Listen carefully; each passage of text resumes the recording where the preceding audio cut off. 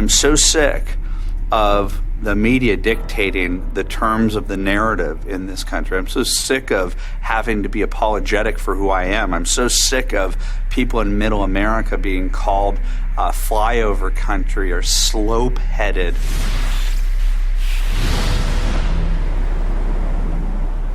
Conservative teabaggers. It's going to be teabagging day for the right wing, and they are going nuts for it. It's hard to talk when you're teabagging. David Gergen, appreciate it very much. It's so funny because the teabaggers, the one thing they hate is when you call them racist. If racism is not the whole of the Tea Party, it is in its heart. Anger about a black person being president. And racism, to put those two together. The hatred that Timothy McVeigh, that he had, there are others. There are plenty of people like that right now. Lots of them. I think you get the general tenor of this. It's anti-government, anti-CNN, since this is highly promoted by the right-wing conservative networks. Fox.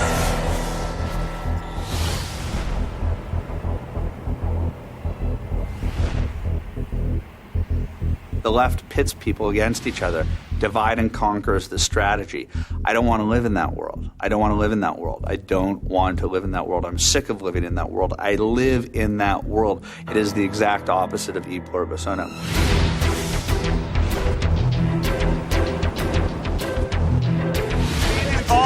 You falsely accused me of being involved in a racial incident. And how predictable. How predictable. You are racist. Okay. You are very racist. Okay. You're going to be dealt with. He said he works for you. It's going to come to light He said he works for who you. you really are. He said he works for you. Okay. Who you really are. Hey, just answer one question, yes or no. Can you do that? You ask tough questions all the time. Why can't you answer them? Why about you ask tough questions all the time? What about the fake person? What about the fake person? Yes or no? You declared war on us. You declared war on me. And the reason why I'm at war with you is because you declared war on me and us. It's that simple. It's that simple.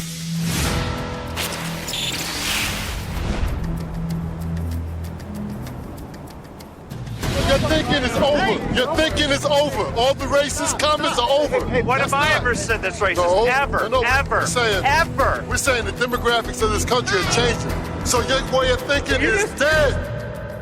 And what the left has stood for with political correctness is to try and get those with whom they disagree to shut up. And the Tea Party movement and Sarah Palin and Michelle Bachmann and Alan West and all the people that have gone out there against the mainstream media and said, you're going to call us racist, you're going to call us potential Timothy McVeighs, fuck you. War.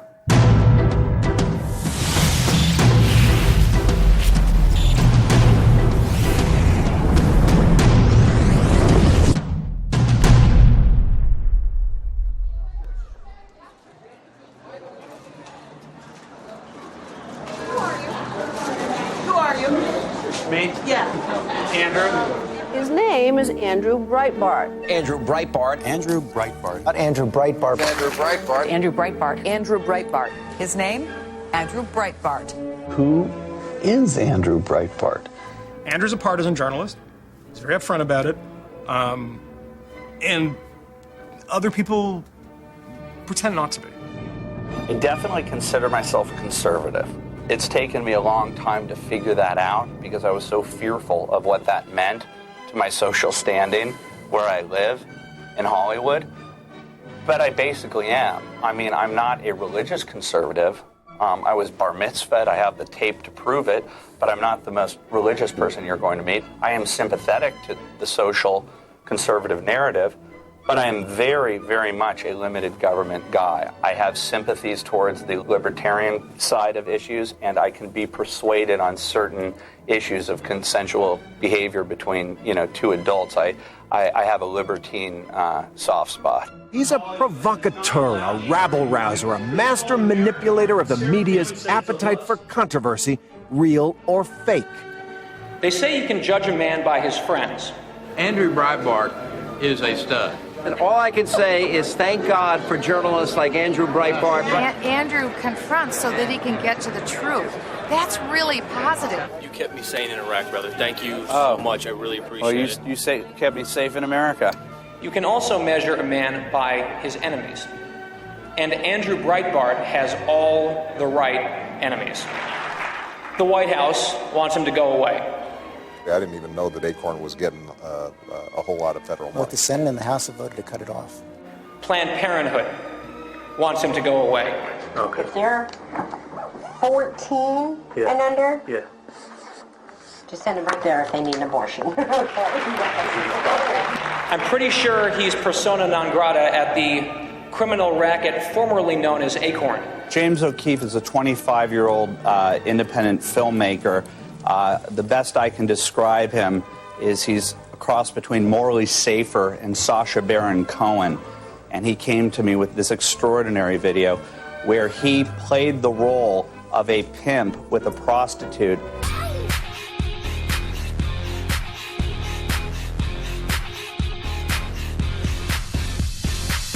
The type of business or service you provide, let me make sure there's a code for it, okay? A code for prostitution? You might have to name it something else.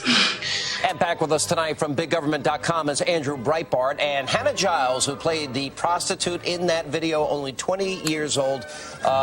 So you say, I'm a prostitute. Oh, okay. Yeah, completely accepting. Dancing?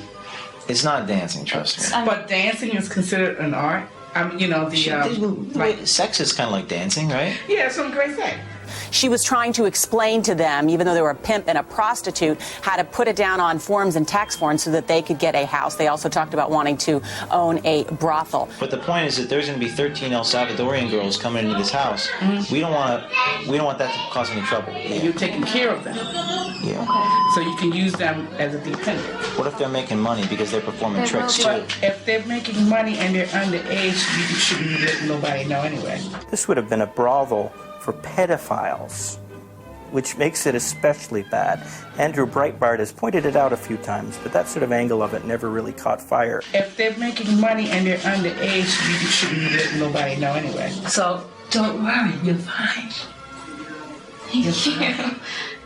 James O'Keefe and Hannah Giles, 25 years old and 20 years old. Neither of them went to journalism school. Neither of them interned for Katie Couric. Yet I happen to believe they're the best journalists I've ever come across in my entire life. I've never seen anything quite like what happened over the last 2 days. And I want Quincy, Illinois, to tell James and Hannah how appreciative you are for their work.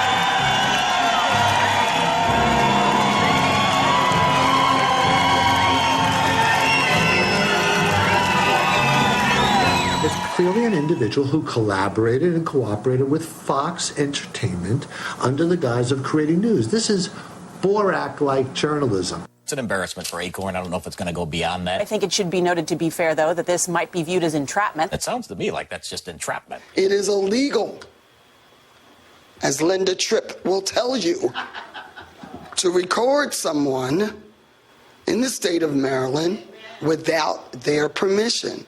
Secretly recorded or not, you don't help a woman who wants to traffic in underage girls for sex business to fund her boyfriend's future congressional campaign, and you don't help her lie on her tax forms about it. And this is all what they told you? Yes, it is. Stripes and bright stars through the perilous fight, o'er the ramparts we watched were so gallant. I like being in the proximity of people in tea parties, and, you know, we start having long discussions about what we agree or disagree on. And, yeah, we have our core values, but sometimes we have divergent, ideas. And I'm like, wow, this is kind of good. I like it more than being in L.A. where everybody agrees with everybody, or else, you're out of a job. You know his websites, BigGovernment.com, BigJournalism.com, BigHollywood.com, Breitbart.com, and Breitbart TV. He is a legend in his own right. He's done incredible things. Ladies and gentlemen, Andrew Breitbart. Thank you very much. My pleasure. My pleasure. My pleasure. Thank you very much. The last 6 months have been extraordinary for me because I've begun to put into practice all that I know, and that is the majority country that believes in freedom and liberty are being held back by the most powerful, potent force that we know in the modern age, and that is the media. And what we are starting today isn't just pushing back against government, it's pushing back against the media. We're creating our own media. And there are so many stories that need to be told. There is so much corruption out there. So when James O'Keefe came to my basement, because I'm a multimedia middle-class mogul, and showed me the Acorn tape, I said, that's weird. And then I saw multiple tapes. I said, that's weird. Then he showed me more. And the second that I started launching the videos, every step of the way, Acorn and the left lied. And every step of the way, the mainstream media went to Acorn, went to Bertha Lewis and said, tell us the truth, Bertha. And she said, this is the only tape, this is the only one, and they kicked them out of all of them. They were thrown out of dozens of offices. People were thrown out in dozens of our offices. Dozens of offices. Just because you repeat a lie over and over again doesn't make it true. Thank you, Bertha. I hate to use an NRA metaphor, but that was ammunition. And this is a Fox News alert. 2 more Acorn officials have been fired as the shocking undercover investigation has now spread to that organization's Washington offices. I'm using the money that she's getting. You know what I mean? Okay, but you don't know where it's coming from. I personally know where it's coming from. Right, but when the police ask you, you don't know where it's coming from. Is what we're trying to tell you. All right. We're looking out for you.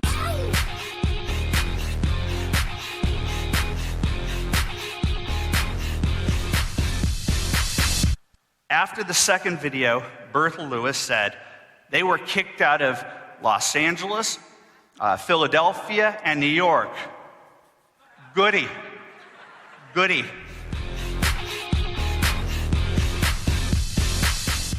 Tom Jones is going to come and beat you and want money. You get a 10, and you bury it down in there, and you put the money right in there and cover it and put it, and you tell a single soul but yourself where it is. The Senate immediately moved to defund Acorn. The census severed all their ties with Acorn. All before the Washington Post, New York Times had written a column inch.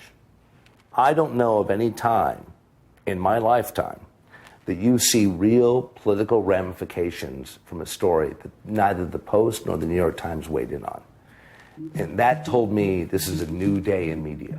You are not going to like this next election cycle, mainstream media. You're either going to have to get with the program or you're going to be the object of the folly.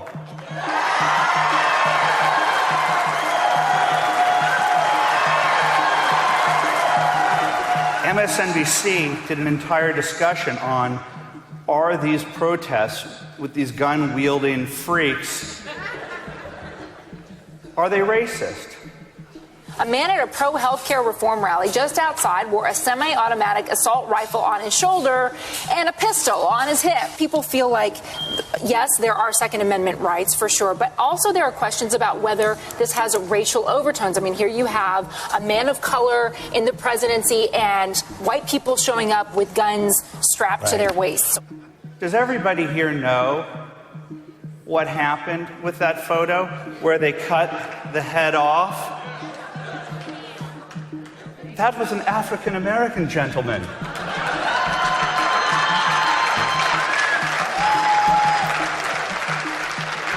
That, my friends, is not media bias.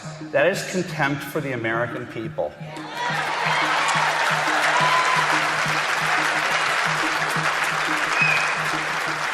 Democrats are getting spanked among every demographic in the country, you know, from liberals to women to everyone else, except blacks.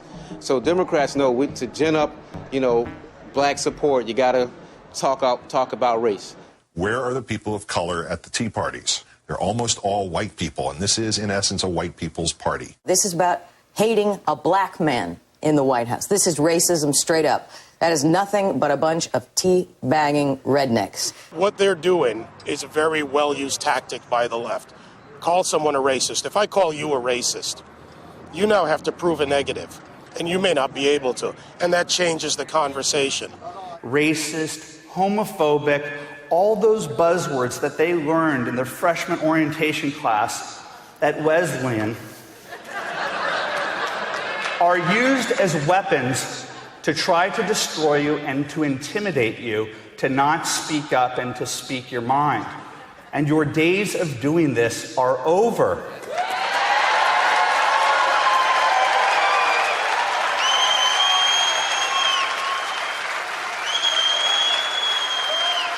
If you continue not to report the news, and if you continue to frame this group of people as racist, sexist, and homophobe, when their primary issues are about fiscal responsibility and how you spend our money, I am going to organize a tea party on 6th Avenue in Manhattan, and you're not going to be able to get out to the Hamptons that weekend.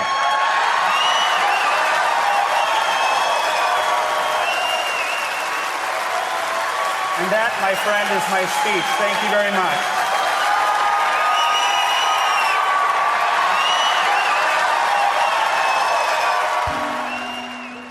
My son Max had a best friend named Andrew Breitbart.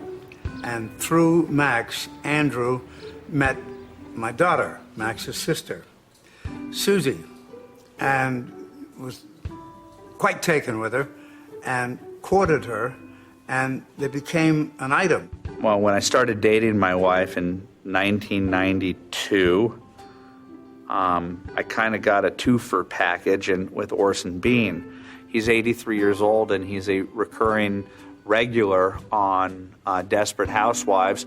He was on The Tonight Show as a host, probably in the top 5 people who have ever co-hosted the show. He's done everything. He sings, he acts, he's the ultimate raconteur, and he's a man of conscience. About the second or third time Susie invited Andrew to the house before they were married, he was sitting over here at our dining room table, holding forth, and he leaned backwards and went right through the window.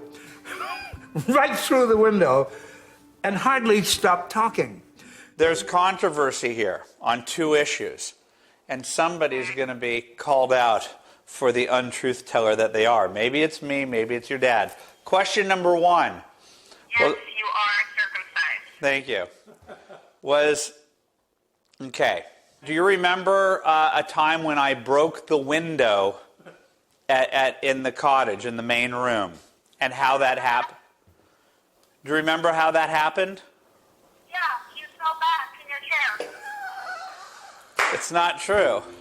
Pretty much everything that I do or have done has somehow been polished and or improved by having the tutelage of Orson, but also having the psychological nurturing, of Orson over the last 20 years.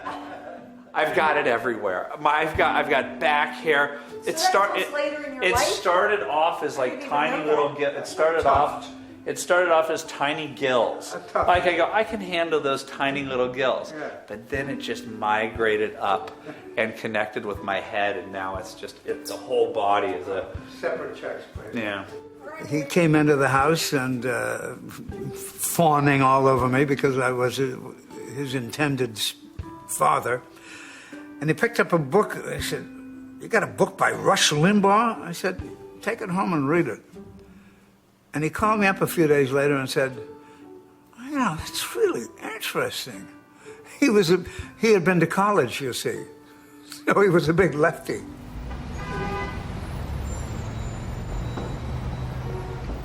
I believe that everybody should have, in a democracy, that we should have robust debate. But what I want to do is I want to embolden the other side and find the best people to espouse those beliefs, So I'm just trying to equalize, I'm trying to create a more fair playing field. I'm just checking my email and just because I haven't read any of the sites today to see what we're up to and see who hates me this morning. Well, James O'Keefe is coming here. Hello, James. Hey. Take your chapeau off. Welcome to my house. You've been here before. Once. Yes. And we had a reporter there last time. Mm-hmm. We have another reporter here. really? Everywhere I go, I have a Where is reporter. Yeah, I'll introduce you. Hi. Last time it was Wired. Now what is it? Oh, great. It's not necessarily a good thing to have a New Yorker reporter in the room with you when you're strategizing what you're going to do in your next video campaign. They're not your friends. They hate me. Is the reporter off the record? No. The reporter's not off the record? No. But it's coming out like well after Wired. Yeah, but I mean comes like out. the illegal issues and everything. Like I don't know if I mean. Well, then don't say anything that you do. I don't want people to know about. Well, then I can't very. I can't. Well, you're on camera. I mean, that's. I know, but I mean, I just I mean, the New Yorker is not necessarily friendly territory, is it? Did I tell you the story what happened with the Politico guy? What? The Ken Vogel guy. Yeah. I literally, I think he O'Keefed me. I don't even think he identified himself as a reporter. I literally had a discussion with, him for 15 seconds. Next day, front page Politico, Story. It's ridiculous. James, you just referred to somebody O'Keefing you. Not identifying themselves as a reporter. But that's the funny thing about the Acorn videos. The Columbia Journalism Review says it's not journalism. The approach that they brought to this project does not seem to me to be a journalistic approach, right? They are sort of conservative activists, media entrepreneurs. They used a very aggressive tactic. James is coming from a clear partisan agenda, right? His goal is to embarrass the institutional left. I think he's pretty much said that. And that's not what the journalism I was taught to do or the journalism that my institution practices. It's not what we do. In all my videos, I try to make the video about something that everyone agrees is wrong.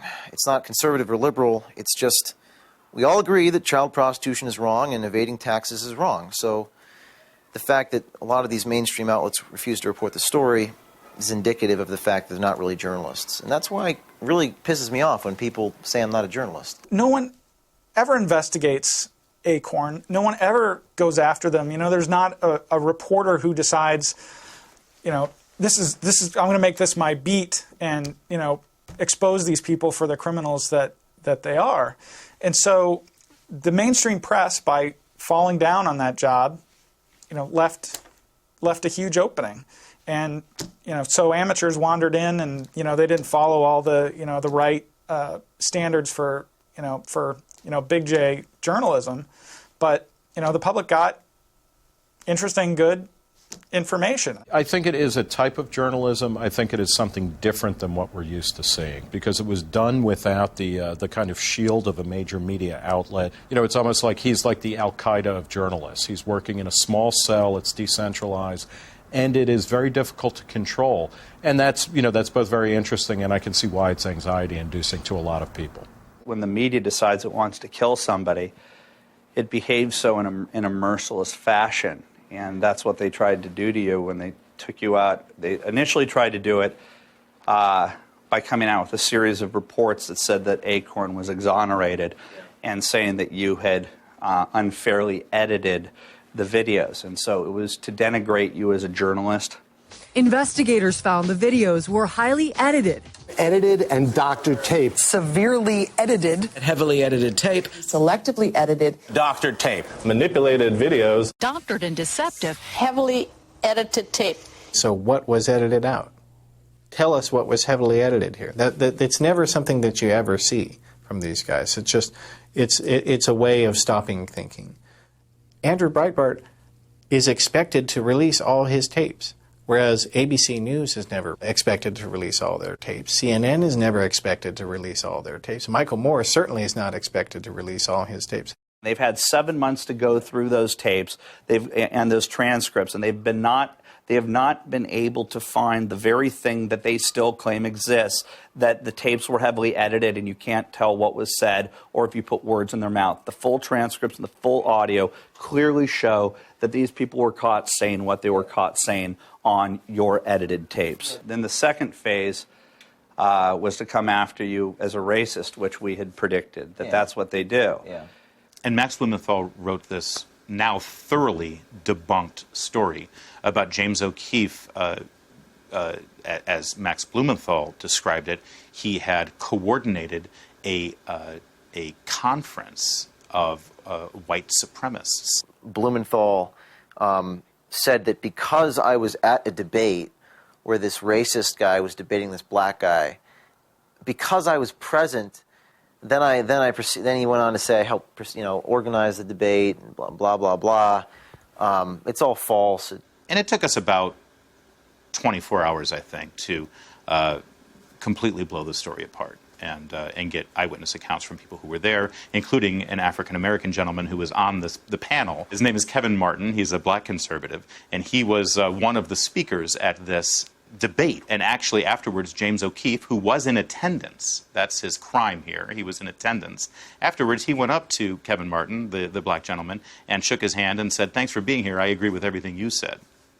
I can say that what I've seen on the internet, and you take the internet with a grain of salt out there, is not what happened there. What Max Blumenthal wrote was not even worth lying in the birdcage with.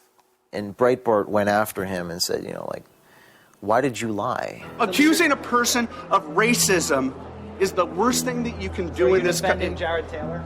I'm not at all. He's a despicable. Sounds like you're defending. Of course Jared I'm Taylor. not. No, it isn't. Are you defending? No, you. What John do you mean? Derbyshire?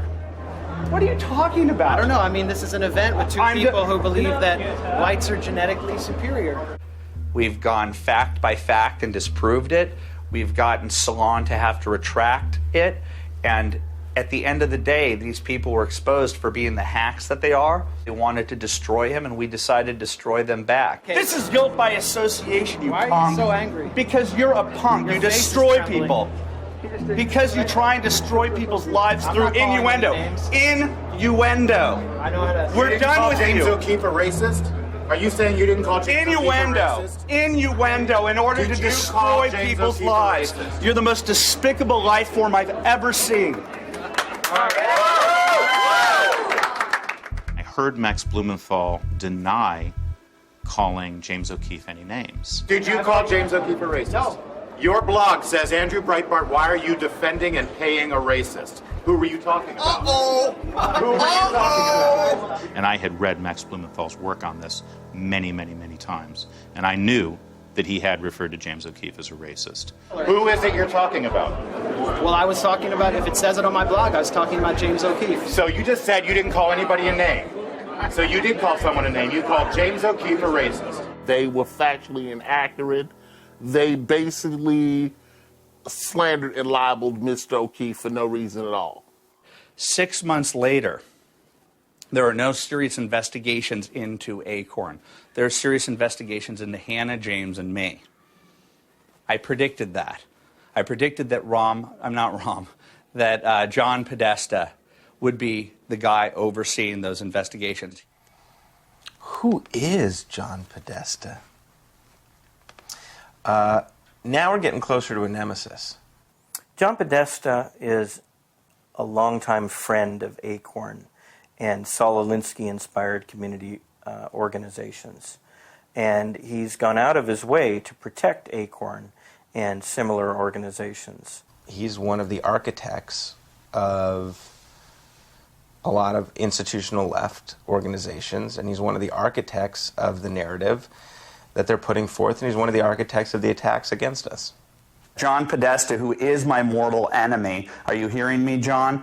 This guy runs Think Progress, and he took videos of a plant, of a person who infiltrated a Tea Party, trying to, claim that he was a Nazi and a racist. I'm a proud racist. I'm white. I'm proud to be a racist. And he was escorted out by Tea Party people who saw that this was an obvious plant. They escorted him out. Sir, why do you have a swastika on your shirt? That doesn't represent Tea Party values. I'd like it if you could please leave.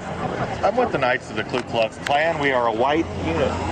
Well, you don't represent the Tea Party, sir. We don't appreciate what you're wearing, and it doesn't represent us, so just know that. And media, know that. Think Progress, which is John Podesta's operation, edited out the part where he was taken out as a means to evilly show that the Tea Party is racist. They stole my video, took it out of context in order to lie. John Podesta's a liar, flat out. This is a concerted effort. This is a concerted effort. Politics of personal destruction. Fuck you, John Podesta. All right, well, you see where I'm coming from. Okay. Yeah. When I talk, that's because I'm interested in this ongoing whatever the hell they're doing. What's in your closet, John Podesta? Big Podesta? Big Soros? Do you want us to play these games? Because we're playing to win. That was the left, and that's my war. This is what the left does. They destroy people. On the college campus, they destroy the opposition. In the political realm, they destroy the opposition. And in Hollywood, they destroy the opposition. And if I'm the only one in the world that recognizes this and I'm going to start destroying back, I go, that's fine, but I have an army now. My big sites are an army. The people that I meet here are part of my army. These people want to be led in a battle that should have happened a long time ago. Once you get into the war, you have to fight to win. There's a big question that a lot of wars should not maybe have been started. But once they were, you got to fight to win. And Andrew started his war with the president and lesser folk, and he's fighting to win. And all we can do is praise the Lord and pass the ammunition.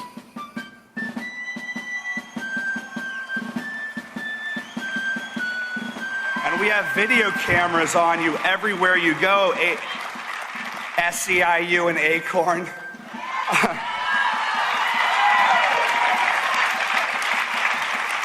And your Alinsky tactics to try and destroy Hannah and James and me, bring it on. Mr. Podesta, we're watching you.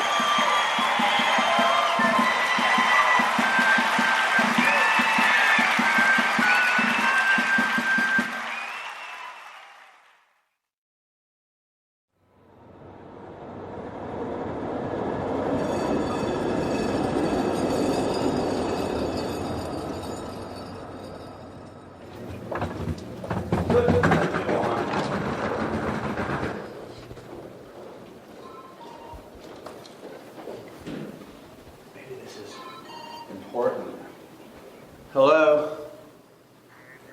Hey, what's up, Richard? Oh my God, I was just I just flew from, I woke up at 4. Oh, well, if you want to hang out with me off the clock, I'm probably your best bet. I went to college here, I told you that, and you'll fall in love with this place. You'll get into a fight with it, and you'll start crying, and you'll fall into a puddle of your own fluids by about 2 in the evening, but you'll make up with yourself, and then you'll continue on. You'll have a love-hate relationship with this town. I promise you. No.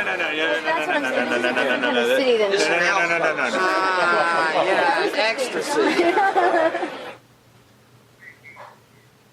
Okay, well, I mean, I will be speaking at 2:30, I believe, and then after that, I'm free for you guys. I'll interact. You'll see me interact. I will interact. I'm an interactor.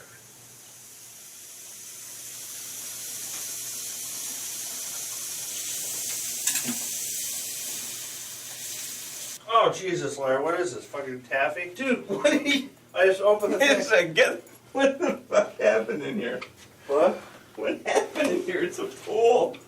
Well, have you ever heard of water in a bathroom? Yeah, in the bathtub. So I haven't had my hair cut in too long. Oh, God, now I'm looking like Regis Philbin or something. You should only be so lucky. What the hell is this stuff? We were always best friends, but for, the usual occasional fallings outs of youth. You can't talk about... Don't hold it like that. Don't hold that. Well, no, seriously. Fucking... That is how you... I swear to God, that's how I got... Jesus. Ridiculous. It's like a dainty object of mass importance. We haven't officially left, and we've had our first spat. Our first lovers quarrel. No, it's not a lovers quarrel. You two are like He an old started fucking, it. You're like an old fucking married couple. He definitely This is the started reason it. Our biggest falling out since we've been business partners, which happened... We both play Fantasy League Baseball, so we're in the same... In our ESPN Now Yahoo Fantasy League Baseball, we compete against each other, but in our Keeper League, we're on the same team. It was definitely because I wanted to keep a pitcher. It was a pitcher, and I wanted to keep him, and Andrew was... It was a reliever, and Andrew was pissed because we kept him at $19. It was Francisco Cordero, and we kept him at $19, and Andrew was furious. Because... You can get a second-rate closer in our league for maybe $13. Which we did. It wasn't the end of the fucking world, either. Now, you just... $19 That's a going rate for closers. No, for a top closer. it's absolutely not true. It's not true. You're not right. You're not right. It's like a marriage without the... without all of the same expectations. I'm so excited. I cannot hide it. I'm about to lose control. I think I like it. What am I going to say? I know. Touching on the emergence of new media. Today we have with us a man who has helped shape and define what the term new media means. Please join me in welcoming Andrew Breitbart.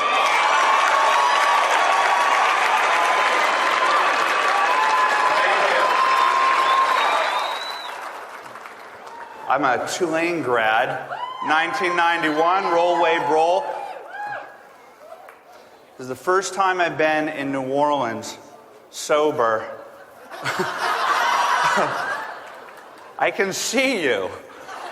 I can enunciate. We had this huge party on the lawn. There were about,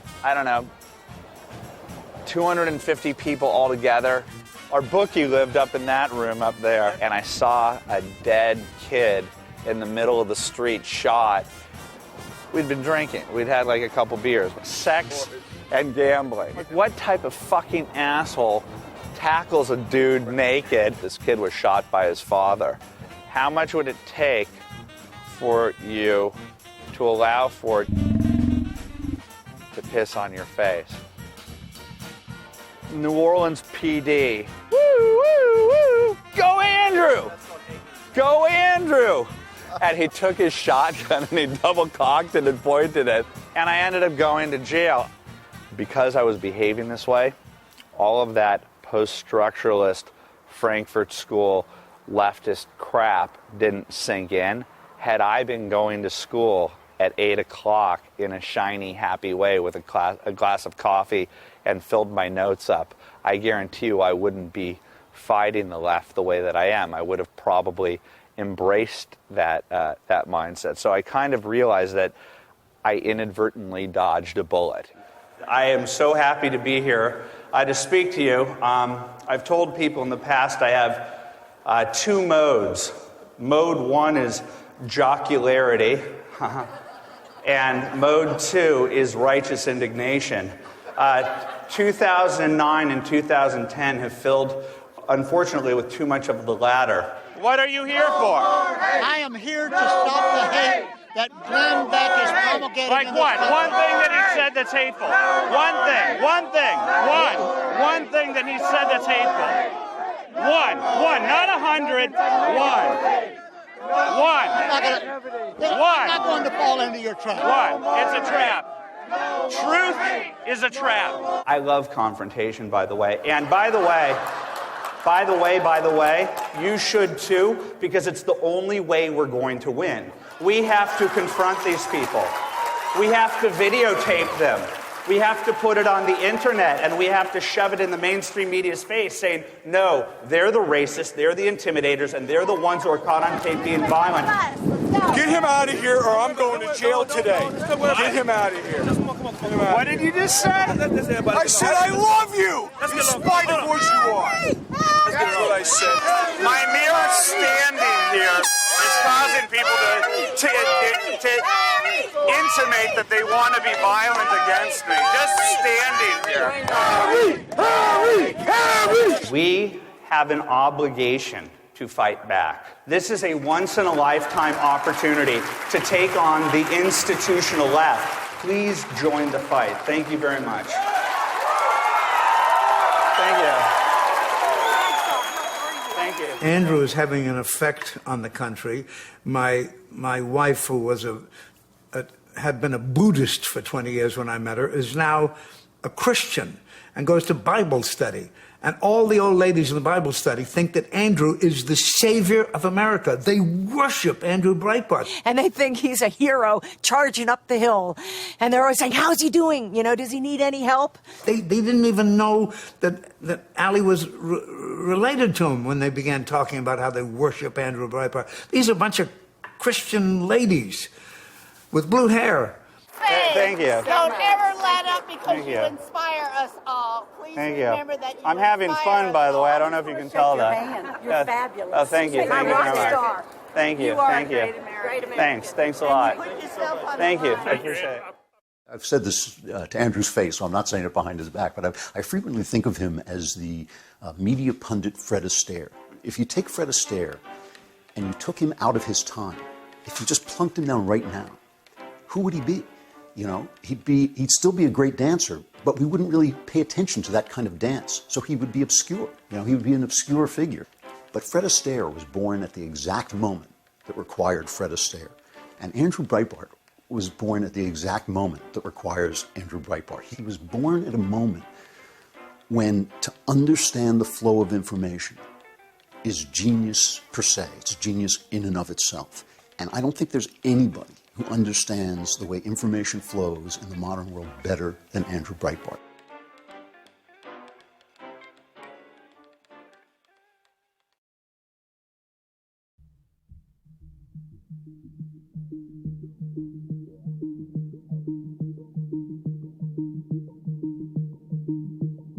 2 days ago, a Tea Party protester shouted the N-word at Congressman John Lewis of Georgia, one of the heroes of 20th century America, and Congressman Andre Carson of Indiana. When Congressman and civil rights hero John Lewis arrived at the Capitol on Saturday, an anti-health reform protester reportedly shouted a racial epithet at him, one too vile to be repeated on television. Congressman Emanuel Cleaver was also spat on by an anti-health reform protester after being called the same epithet. A venerable civil rights icon by the name of Congressman Lewis, John Lewis, decided to falsely accuse on purpose the Tea Partiers of hurling the N-word about 15 times. The initial claim came from Representative Andre Carson, who represents the Indianapolis district. And he got to the Capitol building with Representative Lewis, and he pulled reporters around him and told them that as he was leaving the Cannon office building, coming down the steps with John Lewis, he heard the N-word from the crowd of protesters that were around him. And he said that he heard it at least 15 times from 15 people. He's like, I got a story for you guys. So he was actually peddling the story out. Just three of us walking down the steps. Kill the bill, kill the bill. N-word 15 times. How many people were saying that? Maybe 15 people. I heard it about 15 times. What are your thoughts on the crowd outside in general? It's America. Welcome to America. McClatchy newspapers ran with it immediately and tweeted immediately, and then it went everywhere. The entire mainstream media picked it up. Spitting on a guy. That's what they did to Adlai Stevenson in Dallas before Kennedy was shot. That's a sign of real contempt. You know, it looks to me, I mean, it has this resonance of the Deep South during the Civil Rights movement. You and the young women were being integrated. Well, Andrew Breitbart, about a week later, made a somewhat audacious offer. He first offered $10,000 for anybody who could provide video evidence of this racial slur. Congressman Lewis, you're a sacred voice. You accused us of something. I'm going to offer $10,000 to the United Negro College Fund, and I say that quite sincerely. If you're not able to show 15 acts as alleged of the N-word being shouted, but one single act. And when I heard about that, I thought it was, Andrew being Andrew and kind of getting a lot of attention. And then obviously he was very confident that it didn't happen. In my piece, I think I described it as probably a place that has a higher concentration of cameras than like a Britney Spears birthday party. It wasn't recorded because it didn't happen. You can well guarantee yourself today that if it happened, it would have been recorded. There was one video that's pretty famous now that shows the spittle coming off of somebody's face and hitting Emmanuel Cleaver in the face. That was the first video that was really vivid. It showed really the entire Congressional Black Caucus, including Reverend Jesse Jackson Jr. holding 2 video cameras with him. He was videotaping the crowd, and we kept saying, my gosh, if he's got videotape of the incident, he must have the racial slur. And we didn't hear the racial slur in there. When Representative Carson was interviewed by the Associated Press, he said, the video you're looking at is not the time that the incident actually occurred. That's not when it happened. It happened an hour before, and it was just me and Representative Lewis walking down. That's what Andre Carson said. And that's the video we found. We found it from the top of the steps, looking down as they're walking down the stairs. We found it from the bottom of the steps, watching them come down the steps. We've got a video from the curb as they're walking down the steps right toward the camera person. Of course, we have Lee Fang's video where they step off of the curb. And then we have video from across the street even, looking at Cannon as they're walking off the curb and crossing into the street. He says we were walking down the steps. Then they started to surround us, 400 people. He said it was a page out of a time machine. We thought they were going to hurl rocks. What happened? They hurled the N-word. How many times? 15 times. 15 times, 15 people. It is a provable lie. I don't know what happened that day. I think, Breitbart and his guys keyed in on I believe it was Andre Carson who said it was 15 times. They seized upon that as if that was, as if this was, the guy was giving, a chapter and verse. Yes, it was 15 times, like a forensic analysis of what happened. No, it was his impression.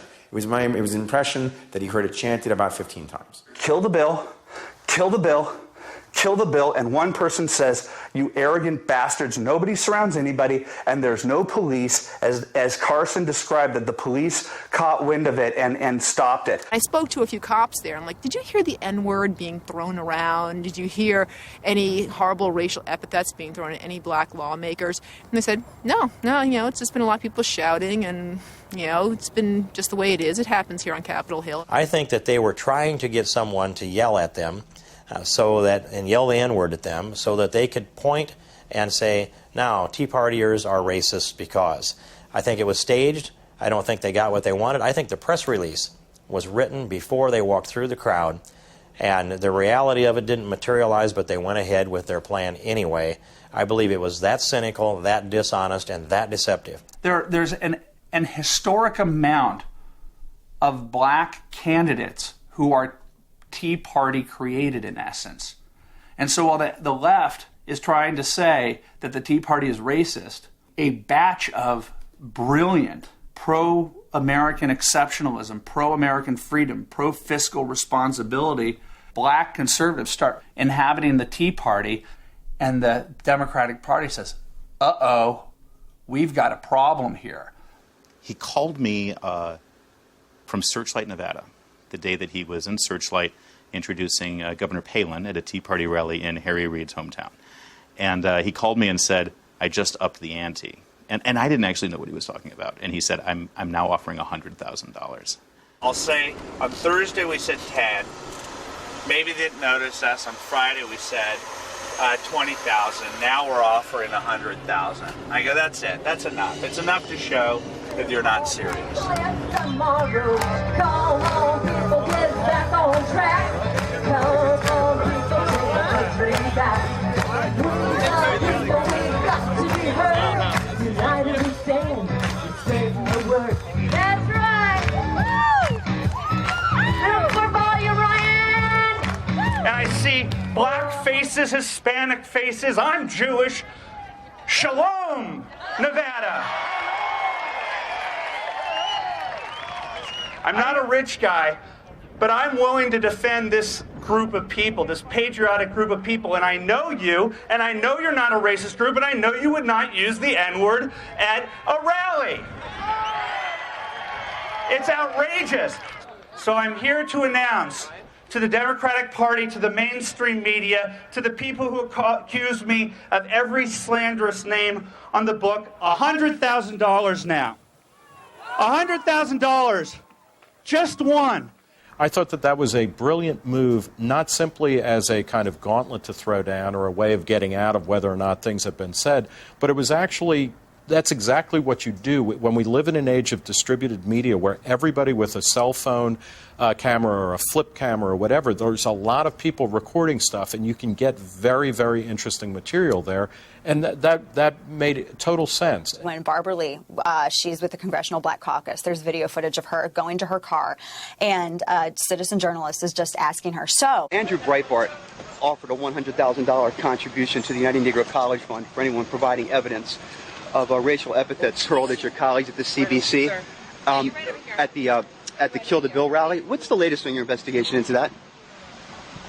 Ma'am? Sorry. Are you guys having an investigation? What members of Congress have said.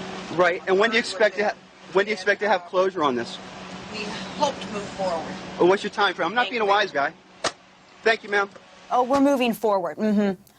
Okay, can you elaborate? No, she shut the car door and drove off. So either we need to have a retraction and an apology, or someone needs to come out with the video footage. Otherwise, realize that what you're doing is detrimental, not just to race relations in this country, but to this country in general as a single unit. It's actually been pretty effective. I think that I'm surprised. I wouldn't be surprised if AP actually has to do something in reaction to this. I mean, it's an outrageous statement.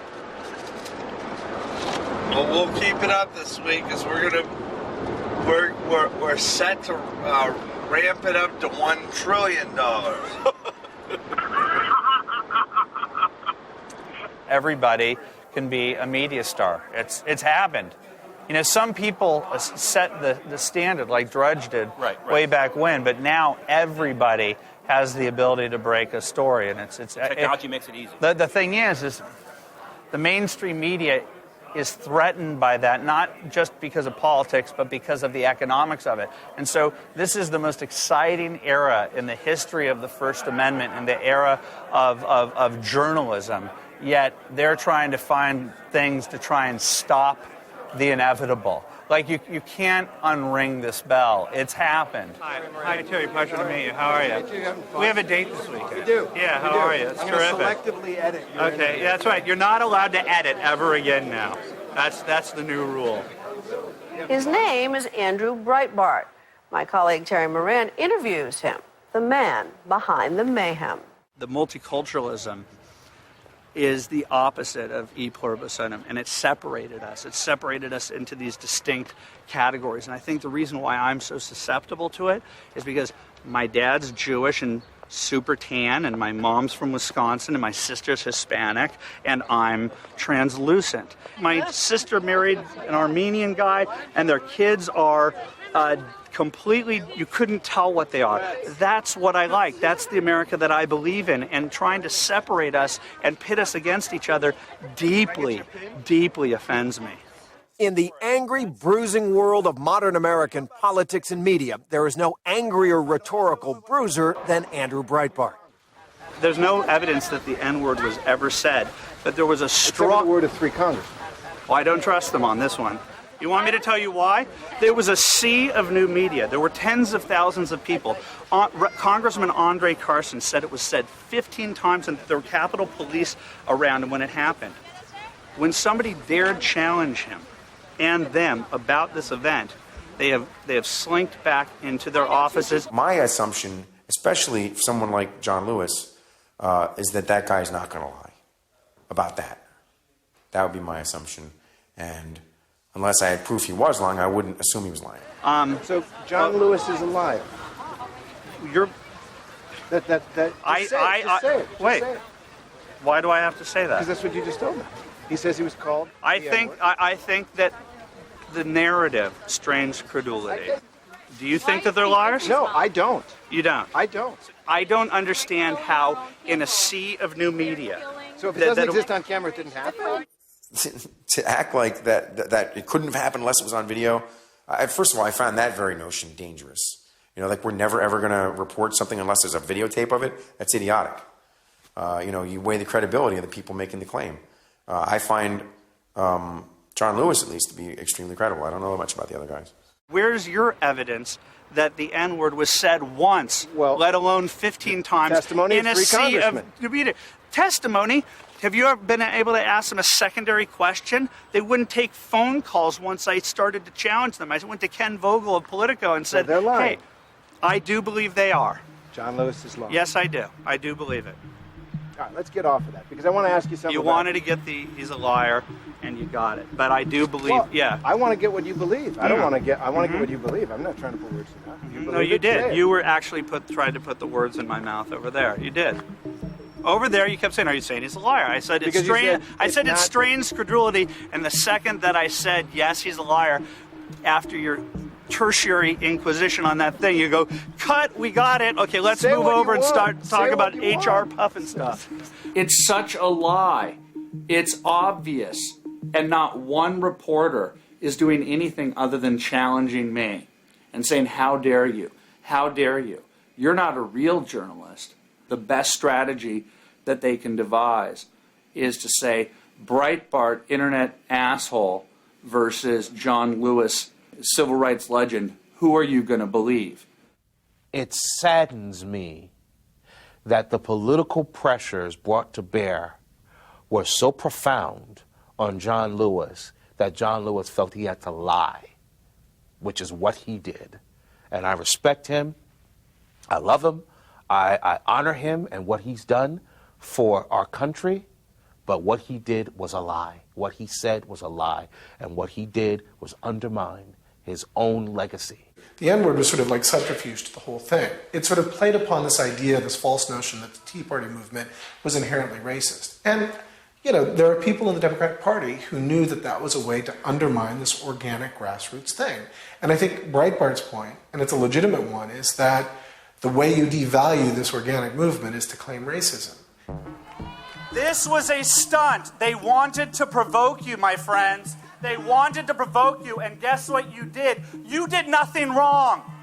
You did nothing wrong. You said kill the bill. You said kill the bill. But they cut your head off again.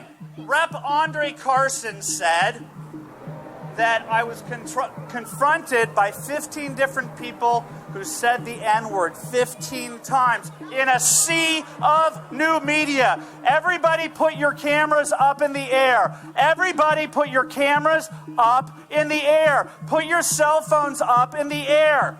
Everyone put your cell phones and your BlackBerries up in the air. We have a sea of new media here to capture the lies.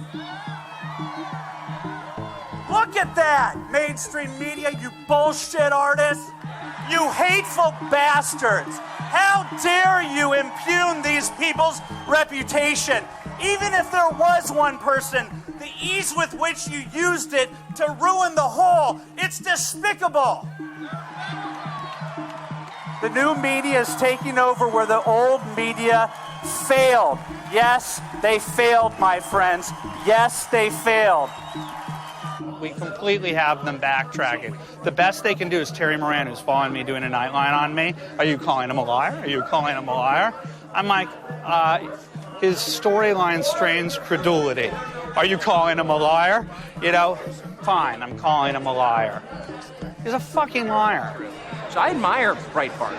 It's not the way I speak, but I love watching it, and I think that his criticisms are incisive. I think he's right on most of the time. He kind of gets why people behave the way they do. I mean, if anybody has watched the press closely, it's Breitbart. This is a pivotal moment in American history where the Fourth Estate is being taken over by the people, and it's a very sexy time. I'm going to get back to ironing. There's respect for him as somebody who is, learning how to make a buck and build something on the internet. And journalists all realize that this is something critical we have to do. And so from that side of it, there's a great deal of respect for him. But he's also a threat. So people who feel threatened by him are going to try and tear him down, and they have really negative views. People hate Andrew. That's so horrible. Because I don't believe that anyone, if they knew him, would ever hate him. I think he's genuinely a mean-spirited guy with a weird sense of humor that isn't that funny, and I don't think he cares about anything but himself. Breitbart represents the worst element that's in our country. It's a very small element, it's very marginal, but if you stoke that hatred, it gets very loud and sometimes overwhelms our dialogue in a way that is very unproductive, unhealthy for the future of our country, for everyone that lives in it. So I think that it's a responsibility of every one of us to challenge people like that every chance we get. Hey, have you kicked the cocaine Anybody habit? can say anything. Have you kicked the cocaine habit?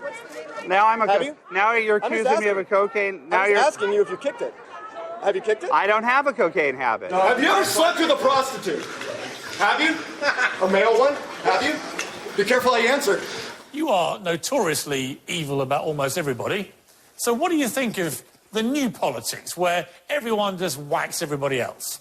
Well, I don't think you know me, Piers Morgan. I think we've maybe spent 8 seconds together, and perhaps you're a long 8 selectively... seconds. The left has to destroy Breitbart because he understands the left.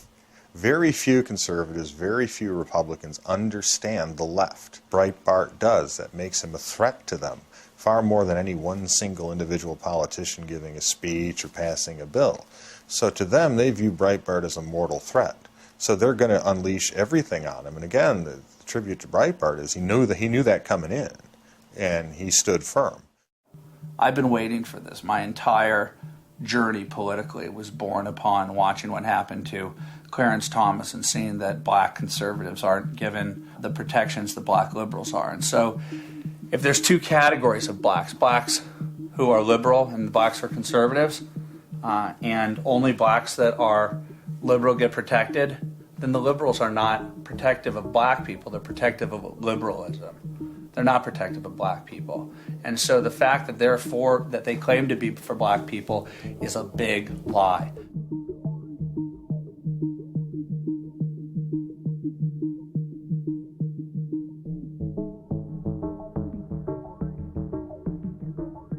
Let's get back to some basic civility, some basic decency. Let's stop, using racist rhetoric.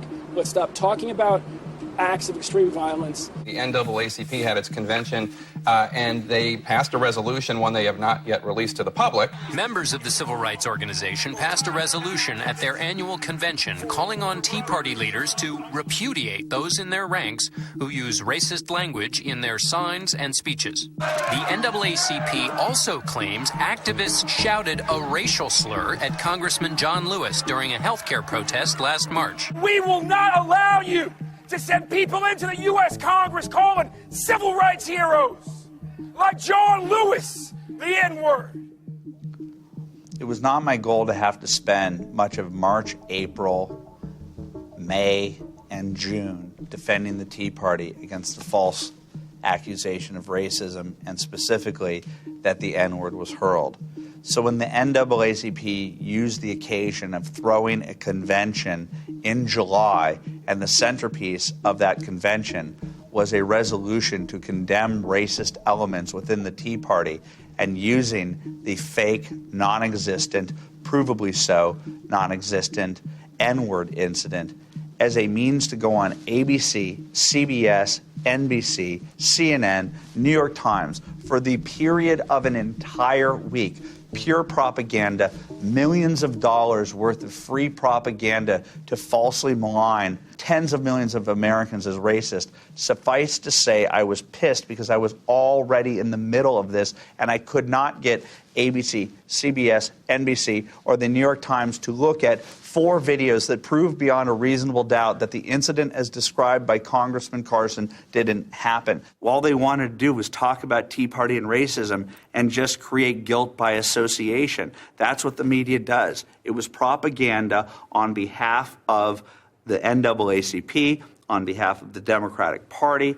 It's collusion at its most cynical. and we exposed it the week before I put out the NAACP/Sherrod video. It was to show them those that live in glass houses should not be throwing stones. Remember just last week, the NAACP, what do? They condemned the Tea Party as having elements that were racist. And yet, fast forward to, as Brian said, in March, an NAACP gathering, and there's an official from Barack Obama's United States Department of Agriculture making a speech to the NAACP that sure sounded racist. Listen. I was struggling with the fact that so many black people have lost their farmland, and here I was faced with having to help a white person save their land. So I didn't give him the full force of what I could do. So she admits there that because a farmer was white, she doesn't extend the full helping hand to him. And she's touting this in this anecdote as though this is, a feather in her cap somehow for her to be congratulated. How's that for action? Fox News and a conservative website uncover what they say is an admitted racist in the Obama administration, and she is forced to resign immediately.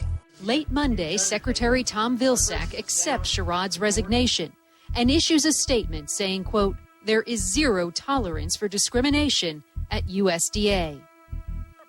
The NAACP backs Vilsack and at midnight issues a press release blasting Sherrod, claiming it's appalled by her actions. The problem? There are a few ginormous asterisks that were left out of the initial breathless Fox News coverage. The situation she's discussing took place more than 20 years ago when Shirley Sherrod worked for a nonprofit organization, not for the federal government. Well, she gave the speech when she was a federal government official employed by the Department of Agriculture. When the incident that she was describing was actually something that occurred earlier in her career, when she was not working for the federal government. This was an immaterial error. The fact of what he said that she had said was correct. The fact of that the crowd had approved of her statement was correct. So this affected nothing to do with the actual story. She says in the video, what he didn't realize while he was being very arrogant and dismissive and trying to show he was superior to me is that I was trying to decide whether I would even help him or to what degree I would help him. And when she said that, the crowd, laughs at her joke, and you can hear some people say, kind of agreeing with the sentiment there, and that right there was what Andrew was targeting. The first time I was faced with having to help a white farmer save his farm, he took a long time talking, but he was trying to show me he was superior to me. I knew what he was doing, but he had come to me for help. What he didn't know while he was taking all that time trying to show me he was superior to me was I was trying to decide just how much help I was going to give him. And when we put that video out there in which Shirley Sherrod talked about how she didn't at first give the full weight of her help to the white farmer, and the people in the audience murmured in recognition and gave an affirmative response to sticking it to the white man, I had offered up more video evidence than the NAACP ever offered up against the Tea Party after 2 years of desperately trying to find that footage. My point was, those that live in glass houses should not throw stones, period. Shirley Sherrod and the farmer she was talking about on that tape, Roger Spooner, who joins us now from his farm in Iron City, Georgia. Roger, what did you think when you first heard all of these accusations against Ms. Sherrod? I couldn't believe it. It was unbelievable. She saved our farm. She did. I told them, get the whole tape and look at the whole tape and look at how I tell people we have to get beyond race.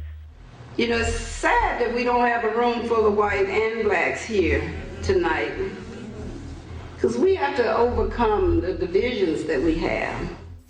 Now, folks, what we have here is a manufactured story supplied by a hate merchant. And, of course, it was cooked up and promoted by the right-wing network across the street, sold as a racial hate story. And thanks to the perpetual fraud machine that is Fox News and the scum that is this assassin Breitbart, there will be a portion of this country, the mindless, the hateful, the reactionary, the racist, to whom she is forever convicted and ever imprisoned. We've been snookered. We've been taken in by this man, Breitbart, who deliberately tried to attack the NAACP through promoting this edited video. Spliced and diced 6 ways from Sunday so as to completely hide this beautiful story of transformation. Wait a minute, that's not what this video is saying to me. This video is saying very different things to me, and nobody's telling that story. It contained the exculpatory moment. Even Chris Matthews, if he can see it, my God, who can't? That's when it was revealed to me that y'all, it's about poor versus those who have. And not so much about white. It is about white and black, but it's not, it opened my eyes because I took him to one of his own. Why do you think, if this was a complete slime job, why do you think Breitbart kept that in there, Governor? Why did he keep in that part? Let the governor in here about it. Why did he put the redemptive part in here at all? That's not that. I did not see that on the original website or the original Fox. That's the original.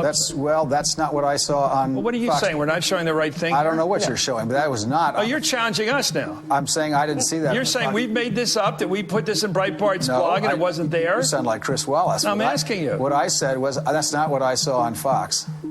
What happened is that other media took it and cut off that part and talked about it on TV. Okay. And so I ended up being a captive to the fact that other people selectively edited out my entire 1,400-word argument.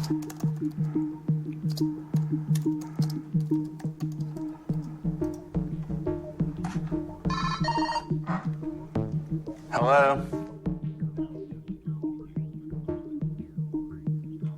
Oh, my God. Nobody has read my post. Nobody. It's the weirdest thing in the world. Eventually, her basic humanity informs that this white man is poor and needs help, but she decides that he should get help from one of his own kind. She refers him to a white lawyer. Sherrod's racist tale is received by the NAACP audience with nodding approval and murmurs of recognition and agreement. Hardly the behavior of the group now holding itself up as the supreme judge of another group's racial tolerance. I used the word her humanity. I said her humanity told her to help the white farmer. Humanity. A writer chooses words. I grant her humanity. You think he's racist? I think he's so vicious. Yes, I do. I think he'd like to get us stuck back in the times of slavery. That's where I think he'd like to see all black people end up again. I mean, she didn't say, I think he's intolerant of black people. She didn't say, I think he's a racist. She said, he wants slavery back in America. Wow. You guys absolutely tried to turn me into a villain, and you did not, as you're lecturing me on editing, you edited out the context that I provided in my journalism, in my piece, as a means to make me look like a villain. Between Joan Walsh, and I must have saw half dozen sites say, there is no way this woman can have a racist bone in her body because she is married partner and soulmate to Charles Sherrod. I had never heard of Charles Sherrod. So I got on Google and I'm like, okay, who the heck is Charles Sherrod?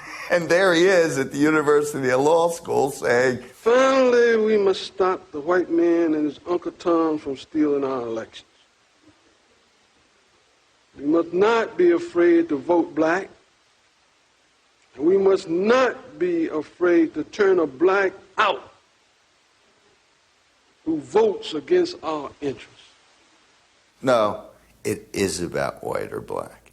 And they will not leave that message behind. And it angers me to no end that the Joan Walshes of the world, that white liberals, are so willing to allow that to continue when it is so obviously not post-racial. And they get up on their high horse. And that, to me, is the most destructive message that is going into the minds of young black people today. It's about white and black. It's about white and they won't let them forget it. And until they do, it's going to be about white or black.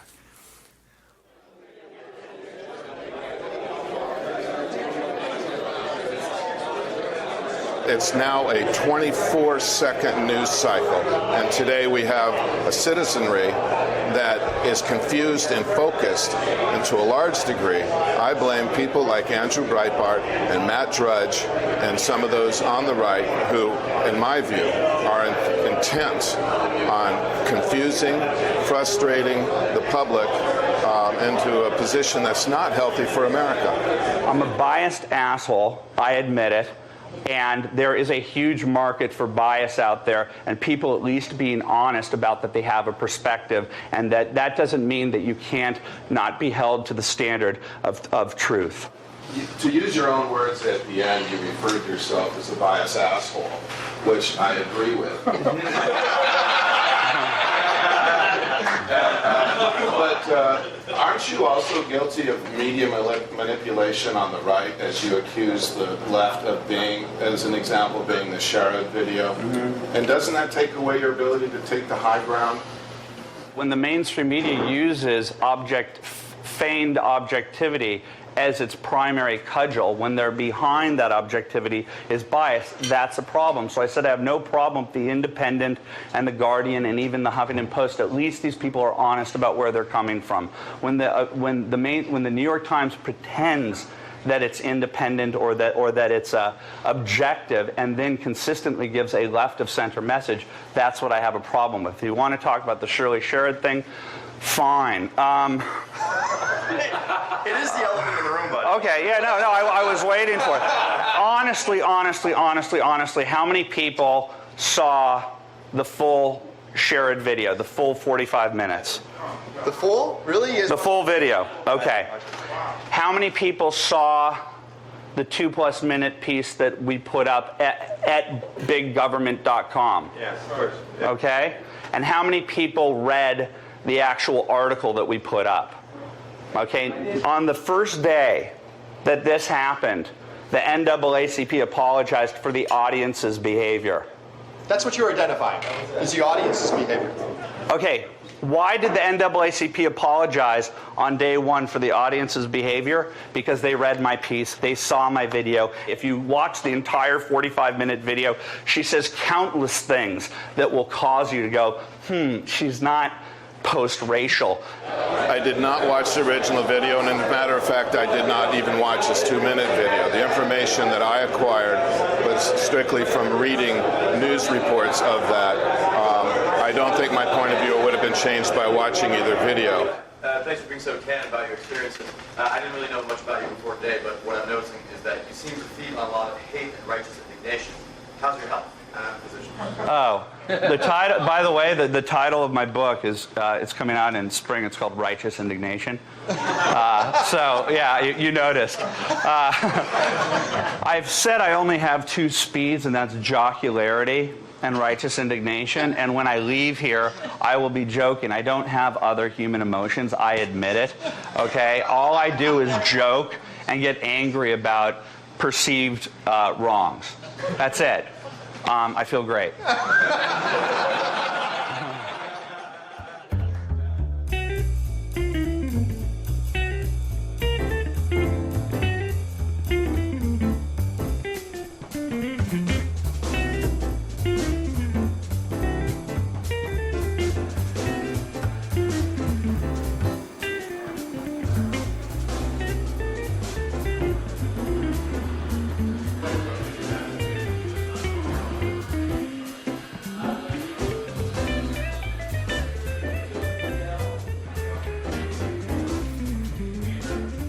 This is so embarrassing. Hi, I'm the Husky male model. Nice to meet you. How are you? All right, please explain to me what's going on. All right. Close set. You do that so well. Also, let me see that. Andrew Breitbart is a provocateur, and he's remarkably entertaining and very, very charming.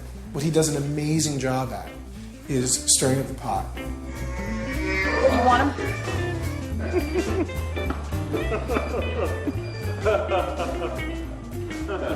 Andrew Breitbart's kind of an asshole. And he takes a lot of, as far as I can tell, a lot of pleasure in, pissing people off. His critics on the left don't understand. I mean, they want to paint him as some kind of reactionary pig man who is just throwing, flinging feces on the wall like a trained monkey. And in fact, I think throughout all of his work, whether it was at the Drudge Report, whether it was at Huffington Post, or whether it's at Big Hollywood, Big Government, etc., what he's a genius at is actually using the architecture of contemporary post-broadcast media to pull out interesting stories and interesting sources, interesting voices. He's more than just a right-wing blogger. He's more than just somebody you can dump a scoop on and he'll put it out on the web. He's a presence. I don't even know what I am. Sometimes I'm a provocateur because I have to. Sometimes I have to play mischief with the mainstream media in order to get those stories to the mainstream media. Sometimes I am a journalist, whether I like it or not. Sometimes I'm dead serious. I've got hard news and I've got to report it, but I'm not worried about language. I'm not worried about terminology. I'm not worried about luster or esteem from the so-called professionals. I'm concerned about setting the media straight in a world that is completely upside down these days.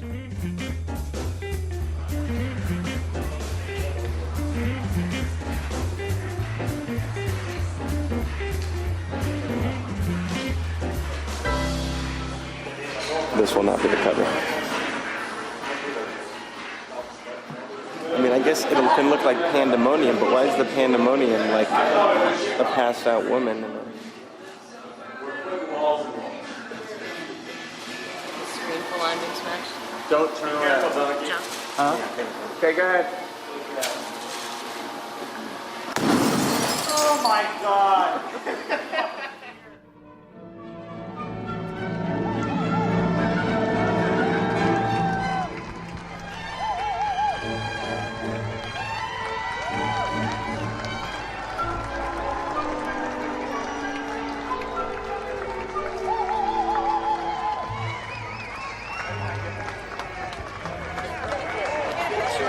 I use your website to teach my students. I teach high school American government. Uh-oh. And I do. Sir, you're wonderful. Thank We you. appreciate your work you're doing. A true American. Thank you. Thank you. We'll wait you. Oh, thank you. All right. My pleasure. Keep up the Yeah, good work. thank you. Thank you. This is inspiring me for what I'm going to say today.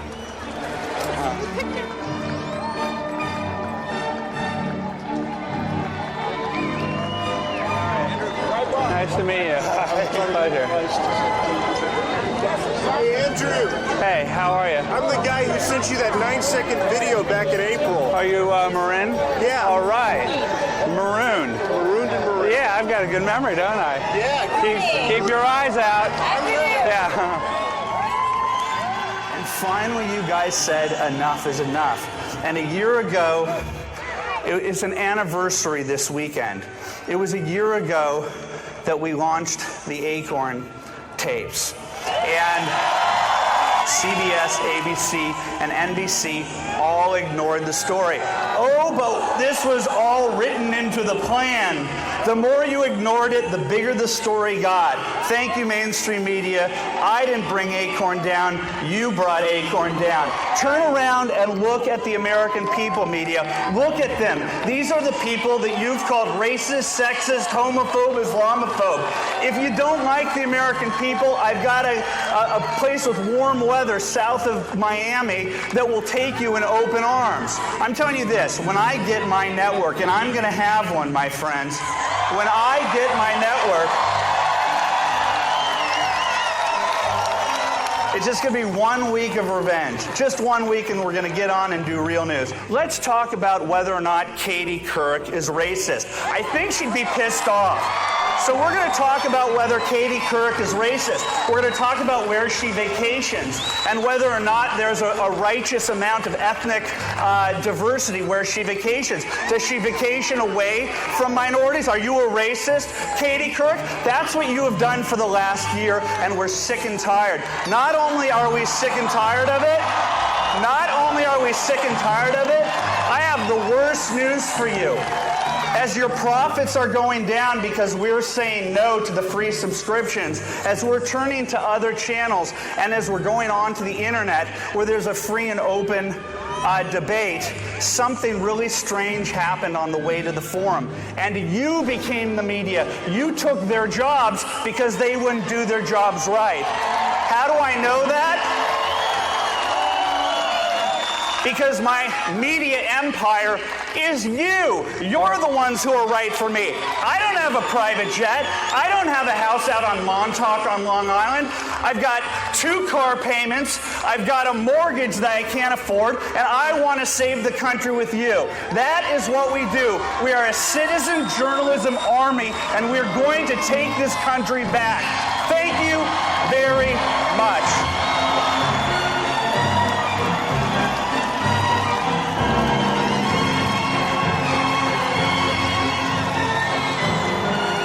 I'm going to launch a network. I made that one up on the fly.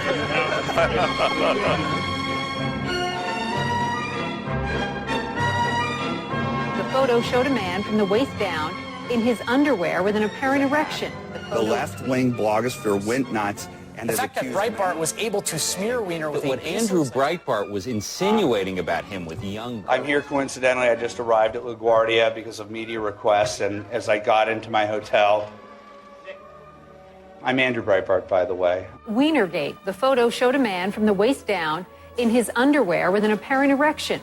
This seems like it was a prank to make fun of my name. You know, when you're named Weiner, that happens a lot. But the New York tabloids had a field day again today. The New York Daily News front page calls it Weiner's Pickle. And the New York Post blares Weiner exposed. Weiner, an outspoken liberal Democrat, insisted to CNN it was the work of a hacker. I was hacked. It happens to people. You move on.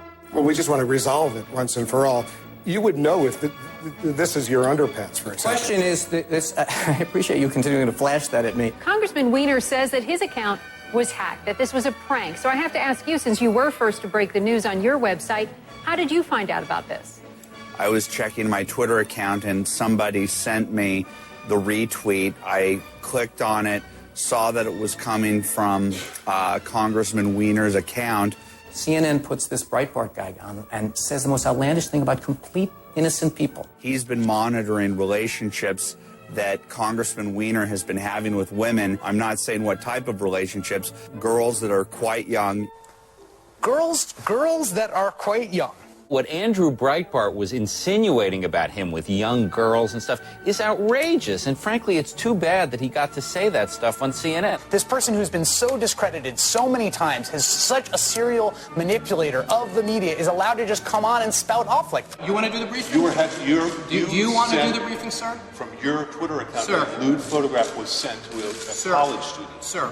Answer the question. Was it from you or Sir, not? I'm going to have to ask that we follow some rules here. And one of them is going to be you ask questions, I do the answers. That seem reasonable? I'd love to get an answer. That would be reasonable, right? You do the questions. That would be reasonable. You do the questions, I do the answers, and this jackass interrupts me? How about that as the new rule of the game? Clearly, Weiner looked like a jerk in that interview, and, anybody who was watching could see that. But it's also important to remember that the person who has been pushing this story the most is Andrew Breitbart, who has been consistently inaccurate in portraying Democrats, members of the Obama administration, as doing things on video that they have not done. It certainly doesn't look familiar to me. He ought to know whether those are his underpants. But I don't want to say with certitude to you something that I don't know to be the certain truth. But I do know some certain truths here. To be clear, the picture was of me, and I sent it. Everything that I've said so far has come to be true. I'd like to hear one. The media says Breitbart lies, Breitbart lies, Breitbart lies, Breitbart lies. Give me one example of a provable lie. One.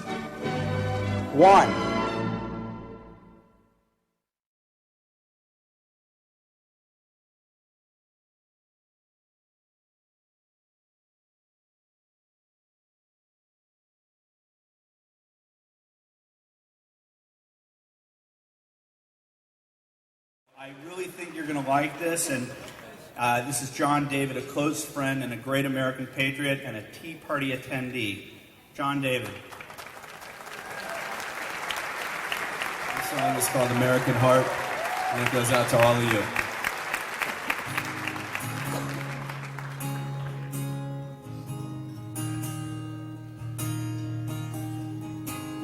say our reputation needs a new coat of paint and a delicate melody. But I say I like the bruises, 'cause a melody don't mean a thing. We don't have the strength to sing. And I won't be made to ever feel ashamed.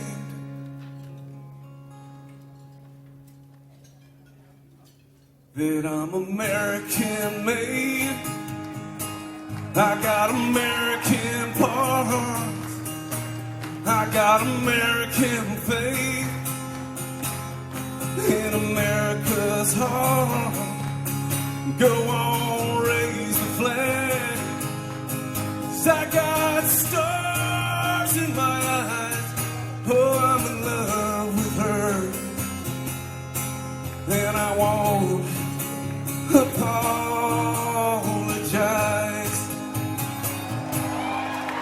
They say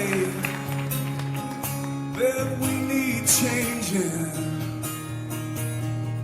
as if all the founding fathers seem to get it wrong. But I say I still believe in the greatest innovator, liberator, cultivator, freedom knows. So I suggest you take a look inside, 'cause I think you changed already. You went and lost your pride. But I'm American made. I got American part. I got American faith in America's heart. Go on.